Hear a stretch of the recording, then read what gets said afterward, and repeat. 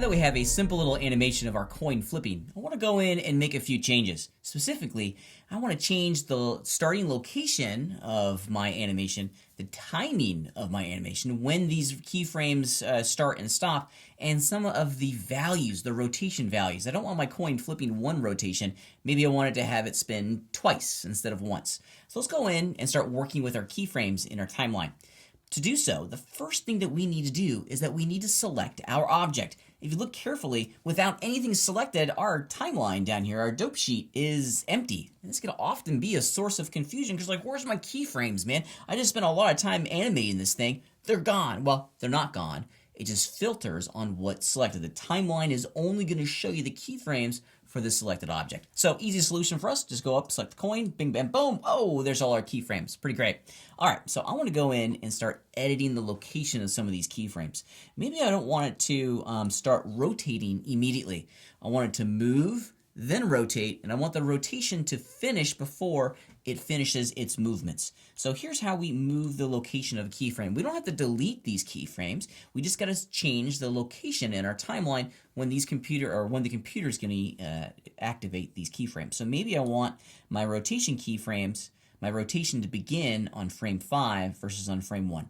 Changing the location of a keyframe is really easy inside of the dope sheet. All you have to do, just click on the keyframe that you want to edit, and then you just left click and drag, which is pretty neat. We can drag it to whatever keyframe or whatever frame we want that keyframe to reside on. Here's a great little trick. You can also hit the G key, which is the grab tool. Remember that from an earlier video? And we can move our keyframes that way as well. It's nice to see that these global keyboard shortcuts and tools being applied to many different areas inside of our timeline. Now, if you look very directly, our object is going to move, and then once it hits frame 5, then it starts to rotate and end up over here on frame 20. I'm going to return to my timeline for one moment, and I'm going to do the exact same thing for the second rotation keyframe for my animation.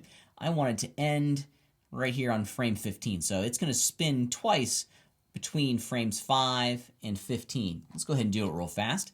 If we take a look at the animation, I'm just going to drag with my playhead. It moves, then it rotates, and then when it hits frame 15, it will be finished with its rotation, and then it's going to move for the next 5.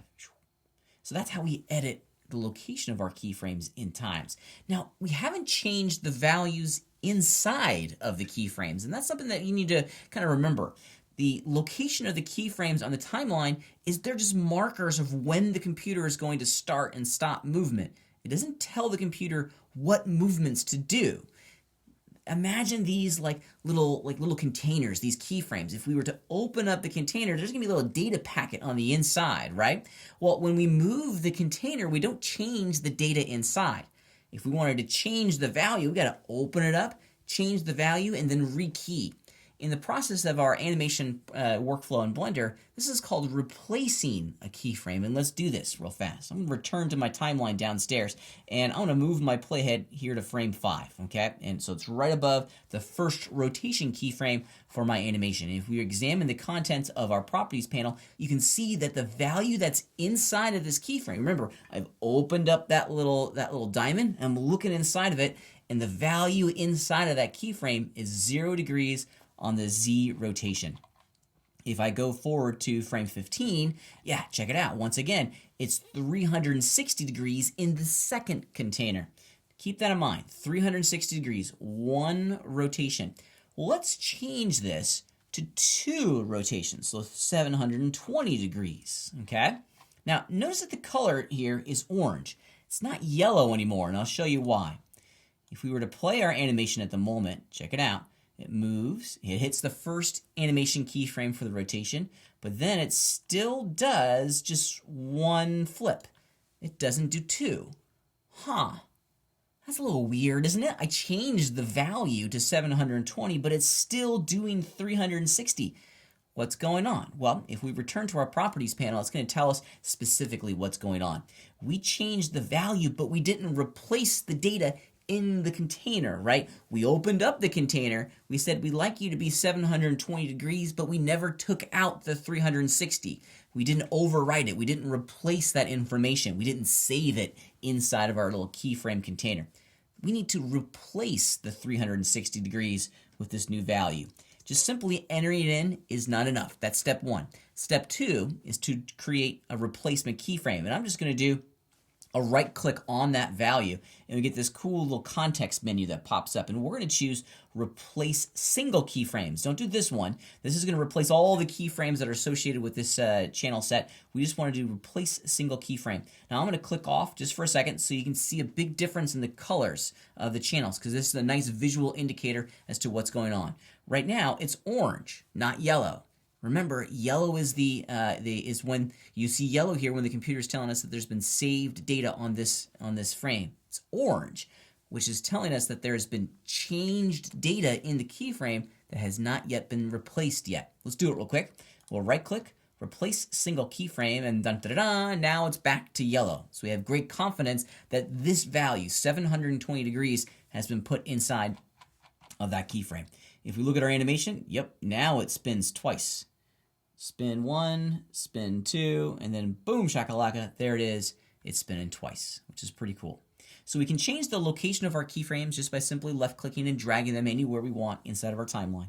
We can replace and continue to edit the values that are saved inside of our keyframes by making changes and then adding that replace keyframe command found in the right-click menu inside of our interface. And the last thing that we want to do is perhaps maybe just to delete some keyframes. That's the great thing about keyframes, is that they're only just packets of data. We can move, edit, and remove them from our timeline, and it's really easy to do so. Let's go ahead and do it real fast. There's a couple ways that we can do this. I'm going to select this first one. Let's just pretend for a moment that I don't want it to rotate at all. Well, if we were to right-click on the keyframe itself, inside of this menu, there is delete keyframes right there. So we can delete the keyframes, and voila, it's gone.